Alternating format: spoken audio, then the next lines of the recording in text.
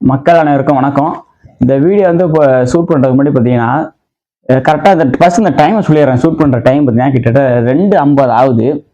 2 மணிலேருந்து நான் Instagram use பண்ணும்போது பார்த்தீங்கன்னா சவுக்கு மீடியா அந்த மீடியா பார்த்தீங்கன்னா நிறைய சில எல்லாம் ஏற்றுக்கொள்ள முடியாத ஒரு நியூஸ் வந்துச்சு. என்ன அப்படின்னு பார்த்தீங்கன்னா, ஒரு பொண்ணை வீடை பூந்து வெட்டியிருக்காங்க. வெட்டினாங்க, சாதாரணமாக வெட்டலை, கஞ்சா போதையில் வெட்டியிருக்காங்க. கஞ்சா போதையில் இருந்தால் எப்படி இருக்கும் அப்படின்னு நீங்களே பார்த்துருப்பீங்க.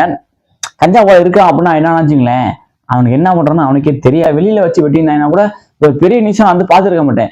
வீட்டுக்குள்ள எக்ஸாமுக்கு படிச்சுட்டு இருந்த ஒரு பொண்ணை போய் வீடு பூந்து வெட்டுறாங்க அப்படின்னா அந்த நகர் எப்படி இருந்திருக்கும், அதாவது அவங்க ஏரியா எப்படி இருந்திருக்கும், அதுக்கு மேல அங்க இருந்த மக்கள் எவ்வளவு ஒரு அச்சத்துல இருந்திருப்பாங்க.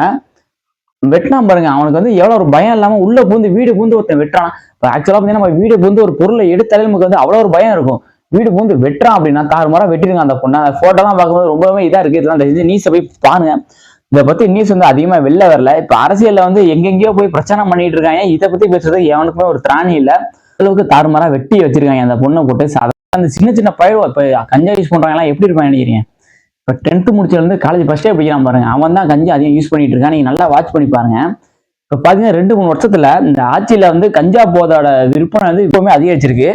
எக்ஸாம்பிளுக்கு நான் எதுவுமே சொல்ல விரும்பல, ஏன்னா அந்த அளவுக்கு மன உளைச்சல்ல இருக்கேன். வீடு பூந்து வெட்டுறானா அவனுக்கு எவ்வளவு ஒரு கோபம் இருந்திருக்கணும். அதுக்கு மேல நம்மள யாரும் எதுவும் பண்ண முடியாதா அப்படிங்கிற ஒரு துணிச்சல் இருந்த வீடு பூந்து வெட்டுறான். இதான் எலெக்ஷன் டைம். உங்களுக்கு நான் இவங்களை ஓட்டு போடுங்க அவங்களுக்கு ஓட்டு போடணும்னு சொல்ல, உங்களுக்கு யாருக்கு ஓட்டு போடணும்னு தோணுதோ அவங்களுக்கு ஓட்டு போடுங்க. ஏன்னா இதுதான் கரெக்டான டைமு. இந்த மாதிரி டைம்ல யாருக்கு நீங்க ஓட்டு போடுவீங்கன்னு தெரியல. அது உங்களோட விருப்பம். அதை அந்த வீடியோலையும் சொல்லக்கூடாது. இன்னொரு இதுல ஒரு நியூஸ் ஒன்று ஆட் பண்ணிடுறேன் பாத்துங்களேன். ஸ்டாலின் அவர்கள் சொல்லியிருக்காங்க, எனக்கு 3 கோடி சொத்து மதிப்புன்னு. நீங்க யாரும் நம்புனீங்க அப்படின்னா அவங்களுக்கு கண்டிப்பா ஓட்டு போடுங்க. 3 கோடி தான் அவங்கள்ட்ட இருக்கு அப்படின்னா.